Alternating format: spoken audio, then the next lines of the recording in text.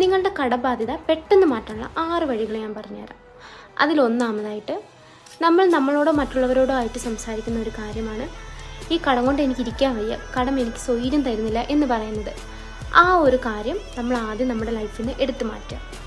രണ്ടാമതായിട്ട്, എനിക്ക് എത്ര പണം സമ്പാദിക്കണം എന്ന കാര്യം നമ്മൾ സംസാരിക്കുകയോ അല്ലെങ്കിൽ നമ്മൾ ആ ഒരു രീതിയിൽ അഫേം ചെയ്യുക. മൂന്നാമതായിട്ട്, നമ്മൾ ദൈവത്തോട് എപ്പോഴും പ്രാർത്ഥിക്കുന്നത് കടമുള്ളപ്പോൾ എങ്ങനെയായിരിക്കും, ദൈവമേ എനിക്ക് ഇത്രയും കടമുണ്ട്, എൻ്റെ കടങ്ങളൊക്കെ ഒന്ന് പെട്ടെന്ന് തീർത്ത് തരണേന്നായിരിക്കുമല്ലോ. ആദ്യം നമ്മൾ മനസ്സിലാക്കേണ്ട ഒരു കാര്യം, ഈ കടം എന്നത് ഒരു നെഗറ്റീവ് വാക്കാണ്. അപ്പോൾ ദൈവമേ എൻ്റെ കടം ഇത്രയും മാറ്റി തരണേ എന്ന് പറയുന്ന സമയത്ത് വീണ്ടും നമ്മൾ ആ കടത്തെ അട്രാക്റ്റ് ചെയ്യുകയാണ് ചെയ്യുന്നത്.